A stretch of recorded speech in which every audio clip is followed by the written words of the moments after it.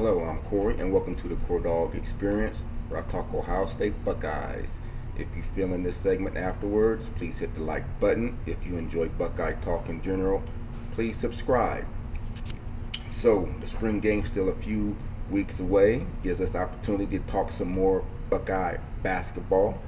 And in doing so, for this segment, I'm going to be wearing my old grungy hat, just the hat I throw on when I got to go do work and stuff around the yard and stuff or whatnot. Now I'm wearing this hat in honor of our Lady Buckeyes because these last few days they put in some work and they did their thing and they handled their business. So I'm wearing this hat, my work hat, in ode to our Lady Buckeyes who did some work this weekend. And like I mentioned last segment, I'm not a big hockey fan. I don't watch a lot of hockey. But like I mentioned, our ladies hockey team, they made it to the Frozen Four. So I told you I was going to keep a periphery out and see how they actually did. And lo and behold, if our Lady Buckeyes did not go off and win the Frozen Four, they won the national championship, the first national championship in Ohio State women's ice hockey history. So congrats to those ladies for pulling off that feat for the first time.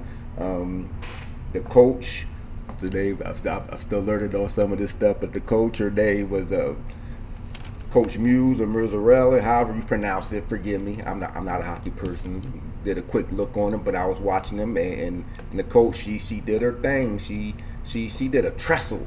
She did a trestle this year. She said at the beginning of this season, we gonna win the national championship. And lo and behold, if she did not do it, and I was not very reminiscent of Jim Tressel, we gonna be very proud of our young men 365 days up in Ann Arbor. That's what she did. She called her shot. The ladies went out, they did their thing, and they won it against Minnesota Duluth. That's pronounced Minnesota Duluth, 3-2.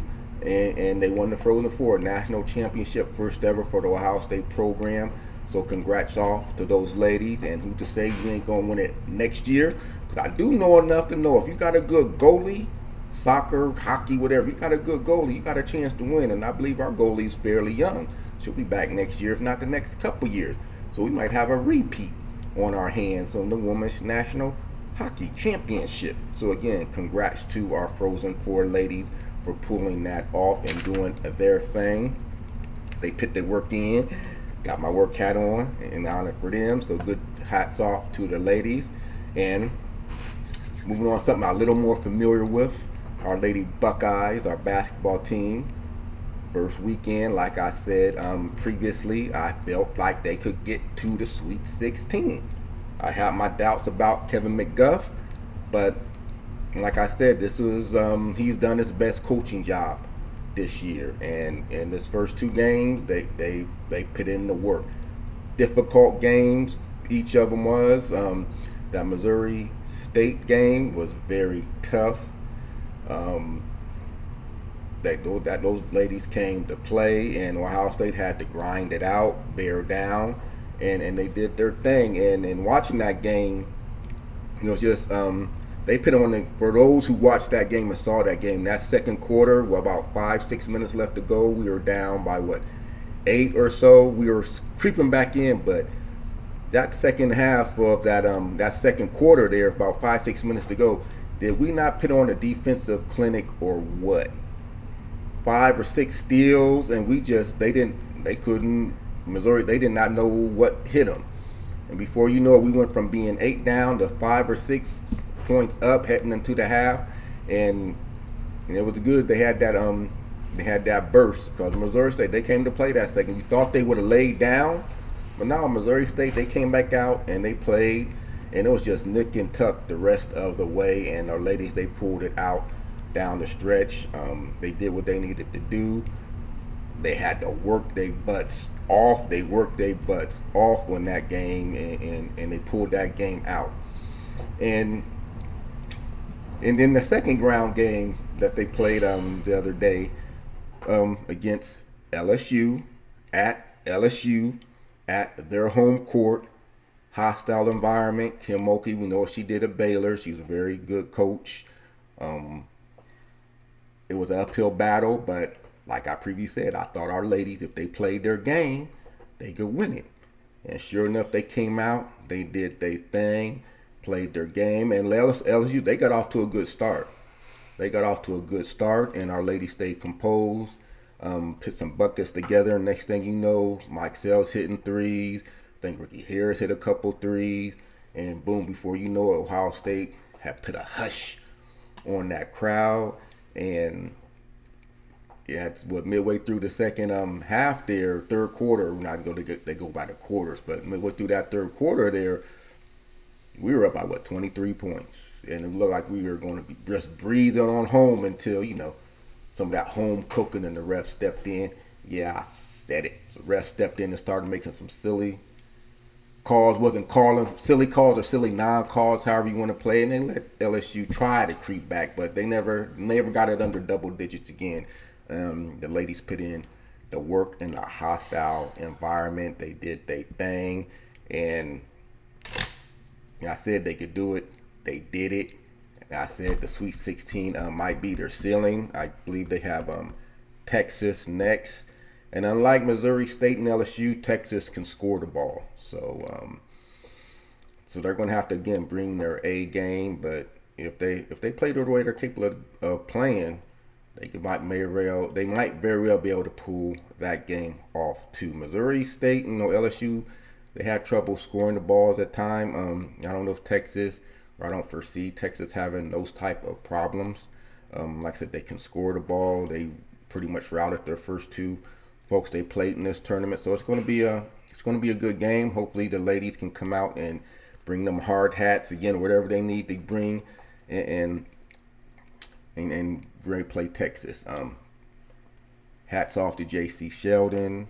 If there was ever an Energizer bunny, it is her. She just plays nonstop. If you could bottle up her energy and sell it, we'd be millionaires, because she plays nonstop. She rarely comes out, and she's full motion offense, defense. She just never stops moving, and she is cat quick. She is quick.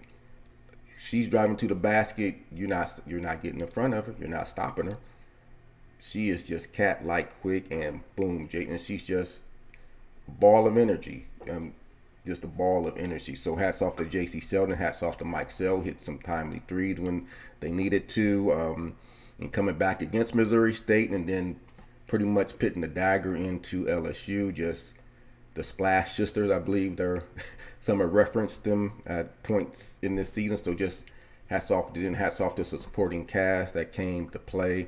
And they put in work. They did their thing, and they're off to the Sweet 16. First Sweet 16 appearance in a few years. So again, I've been critical of Kevin McGuff, but I think he's done his best coaching job this year, given some of his personnel. I mentioned previously, if we just would have had Dorka Juhas, just imagine what this team could have been like if we could have had Dorka. I mean, we got Rebecca, and she's a fighter. She's gritty. She gets down there in the low post and battles. And she had to battle yesterday against some of the LSU bigs, but she's a battler. And they blocked her a couple times, and she came right back at them. So hats off to Rebecca. But getting back to Dorka Juhas, if Ohio State had Dorka Juhas this year and she had not transferred, like I said before, I thought this would be a top 10 team. Given the way they're playing now, Juhas in this lineup, they would be really, really hard to beat. And I watched some of that UConn game, and I read some of the reasons why she transferred out, so she could develop more or whatnot. Okay, you got to do what you got to do. But she's a role player at UConn. Like I was saying, she would have been a star here, not only at Ohio State. She may even been an All-American. That's how good she was here. That's the reputation she had within the conference. She naturally would have been all Big Ten, and she did what she felt what she needed to do. Grass ain't always greener. I think she should have stayed here, but my hat's off to her. Hopefully she can, at the end of the day, she gets where she wants to go in terms of her transfer. Now I'm thinking UConn and Gino or Emma can get her to where she needs to go. So, but I don't miss many transfers, but I still miss Dorka Juhas.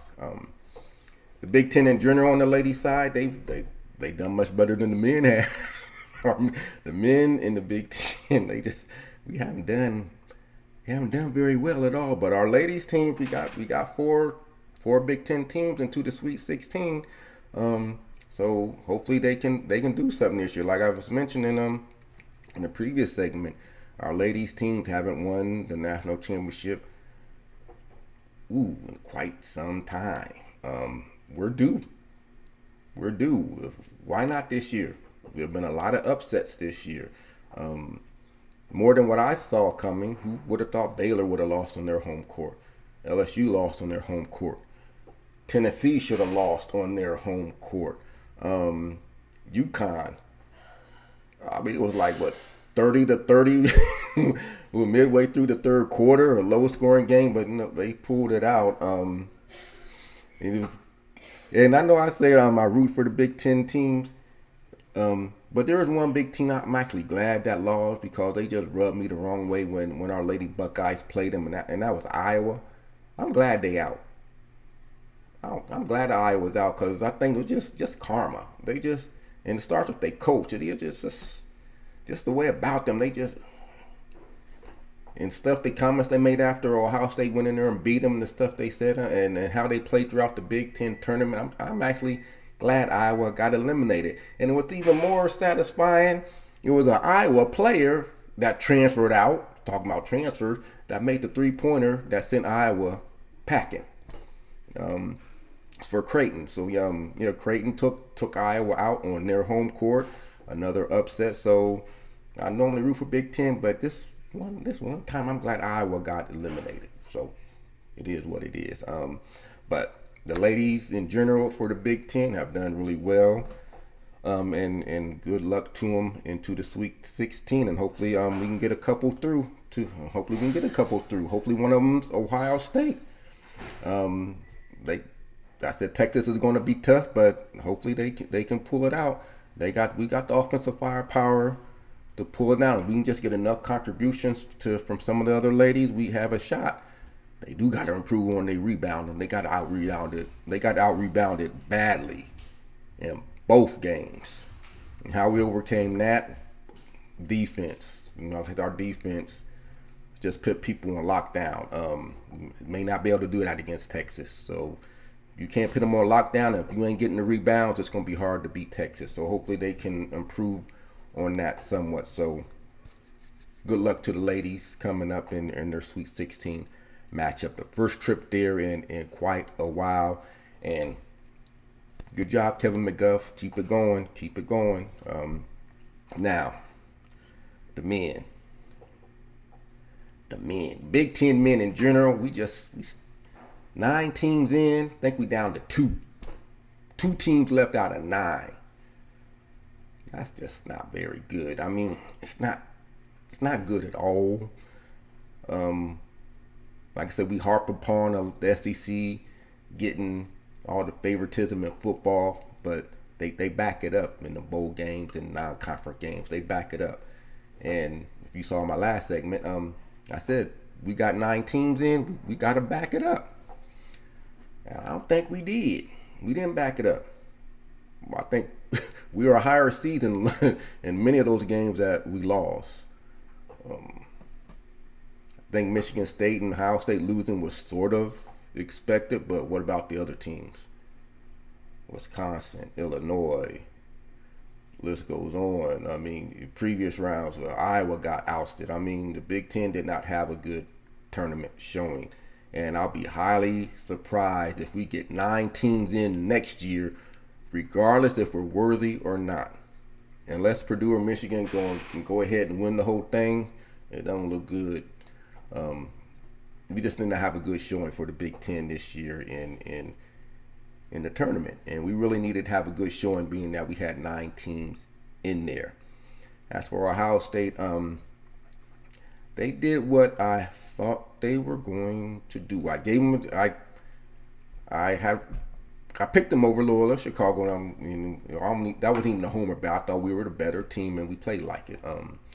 I felt we could have beat Villanova, but I did specify we needed Justin Ahrens to step up, get over his struggles that he just never could seem to get over. He had just one job, Justin. Just shoot the ball. Give me a couple threes throughout the game. Keep the defenses honest, and the young man just struggled badly down the stretch, and then naturally Zed Key and Kyle Young had to remain healthy, and they both played hurt.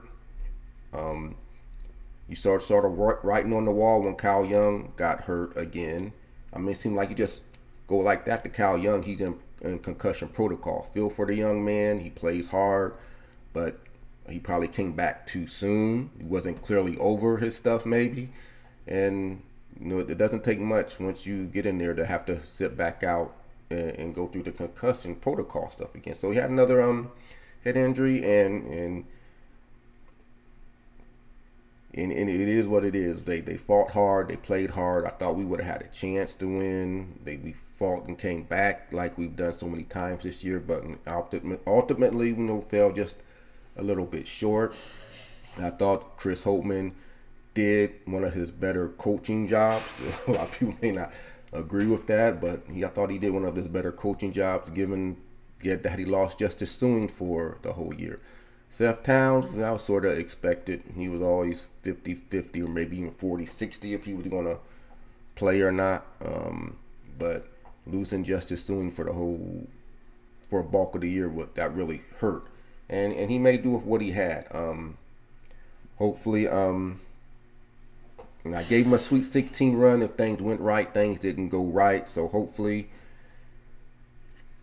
he's got over that first round hump. And as a result, you still have people calling for Holtmann's job. Again, I don't think he's going anywhere. You look at what he has coming in next year. He has, I think, the number one ranked class in the Big Ten coming in next year. I think that class, the 2022 class coming in, is number 5 ranked nationally. And for once, we're getting us a legitimate big man. He's legitimate. He has to be. We've gone so many years about a legitimate big man. It's just unfathomable how we've gone so far, so long without having us a true center. We had a lot of power forwards. I mean, Zed Key this year got to play in the low post. I mean, Jared Sullinger, but we never had how far do we got to go back till we had a legitimate 7-foot big man that could do stuff? We have Brunk this year, but he's not. I think we all know he's not the type of person that we've had in the Thad Matta early years. I mean, Brunk was serviceable. He probably should have played more. He had the size. He had some skills when he was in there, but he's not some of the guys we've had in the past, the distant past. The Greg Oden. I remember Thad Matta. He had a little good run there. He had Greg Oden. B.J. Mullins and Costas Koufos. Did I say that right? I don't know. Costa. Those are legit big men. And then think outside of that, you got to go to Amir Williams. I mean, he was serviceable. He was all right, but he wasn't a coke burner or anything. But he was all right. He was our last big man. He was 6'11". He brought some size. He had a little bit of skills. Probably never developed the way we had needed him to develop, but that was 2011, I think. I think it was 2011. I'm not sure, but it's been a long time since Ohio State has had a legit big man. So we got our fella coming in next year, 6'11", Felix. So hopefully he can bring something to the low post area that we haven't had in a long while. So again, I don't think Holtmann is going anywhere, despite the calls for it, despite his tournament failures, if you want to say it. He's had 5 years, one of those years being COVID, so I don't know if he's had a true chance to do what he needs to do. But we'll see. He's getting close to make it or break it. He has a very good class coming in next year, albeit freshman. He's probably going to lose Lydell. Hopefully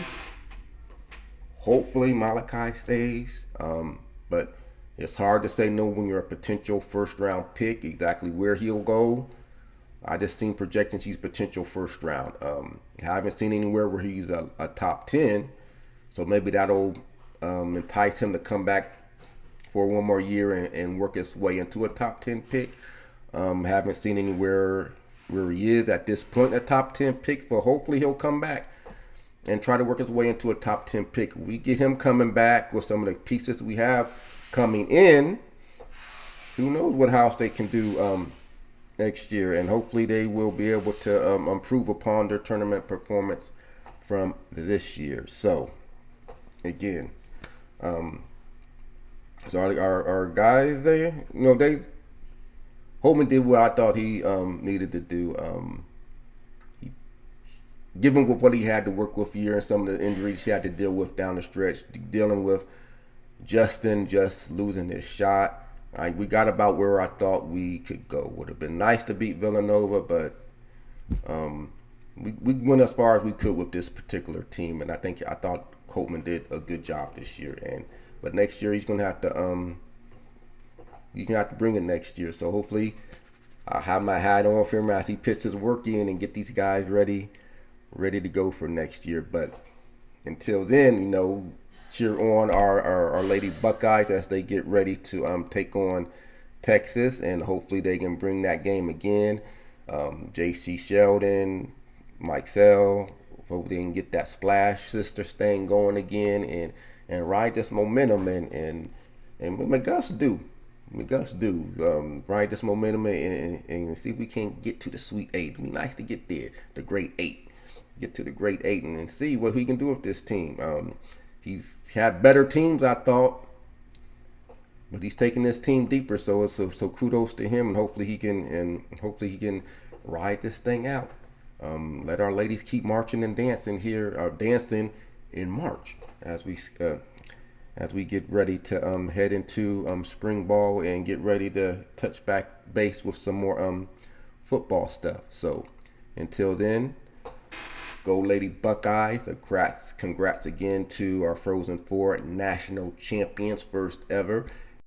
And if you like this segment, please hit the like button. If you'd like to fill in your own comments about how you thought the season went or how the ladies are doing, please leave some comments below. And again, if you enjoy Buckeye Talk in general, please subscribe. Again, thank you for taking the time out to watch the Core Dog Experience.